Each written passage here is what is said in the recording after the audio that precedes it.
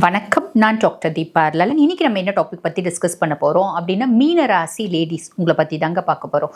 உங்களோட life time prediction என்ன அப்படின்றத பார்க்க போகிறோம். அதுக்கு முன்னாடி பாருங்கள், உங்களோட ஜென்ரல் கேரக்டரிஸ்டிக்ஸ் என்ன, உங்களோட இயற்கையான குணாதிசயங்கள், நீங்கள் வாழ்க்கையில் சந்தித்த சுவாரஸ்யமான விஷயங்கள், வாழ்க்கையில் சந்தித்த போராட்டங்கள், அதுலேருந்து எப்படி மீண்டு வர்றது. இப்போ நான் காலகட்டத்தில் போராட்டத்தில் இருக்கேங்க, இதுலேருந்து எப்படி மீண்டு வர முடியும், இதுக்கு என்ன வழிபாடு இல்லைங்க. எங்கள் வீட்டில் பார்த்திங்கன்னா மீனராசி குழந்தை இருக்குது, அந்த குழந்தைய நீங்கள் எப்படி டீல் பண்ணலாம், அதே மாதிரி உங்கள் ஒய்ஃப் மீனராசியாக இருந்தால் அவங்கள எப்படி டீல் பண்ணலாம். இந்த மாதிரி பலவிதமான கேள்விகளுக்கு பதில் தரும் விதமாக இந்த பதிவு இருக்கும். ஆக இந்த பதிவை ஸ்கிப் பண்ணாமல் பாருங்கள்.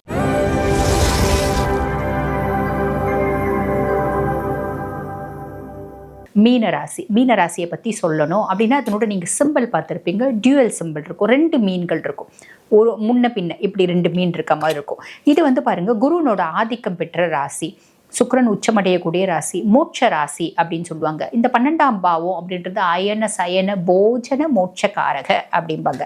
அப்போ மீனராசி என்பது நல்லா தூங்கணும், நல்லா சாப்பிடணும், நல்ல டேஸ்டாக சாப்பிடணும் அப்படின்ற எல்லா ஒரு சென்சேஷனுமே இருக்கும். அதாவது உலகத்தில் இருக்க அத்துணை யோகங்களையும் போகங்களையும் அனுபவிக்கணும் அப்படின்ற ஆசை இயற்கையாகவே மீனத்துக்கு உண்டு. ஏன்னா சுக்கிரன் உச்சம் அப்படின்றதுனால. இன்னொன்று 12ஆம் பாவத்தில் இருக்கு, அதாவது 12வது ராசி அப்படின்றதுனால. பொதுவாகவே மீனத்தை பற்றி சொல்லணும்னா என்ன சொல்லுவாங்க, ஒரு லக்கி அப்படின்னு சொல்லுவாங்க. இந்த மீனராசி அன்பர்கள் ஒரு லக்கி அப்படிம்பாங்க, லக்கி பர்சனாலிட்டிஸ் அப்படிம்பாங்க. பொருளுக்கு பஞ்சமில்லாத ராசி அப்படின்னு பொதுவாக சொல்றது உண்டு. சில எக்ஸப்ஷன்ஸும் இருக்க தான் செய்யுது.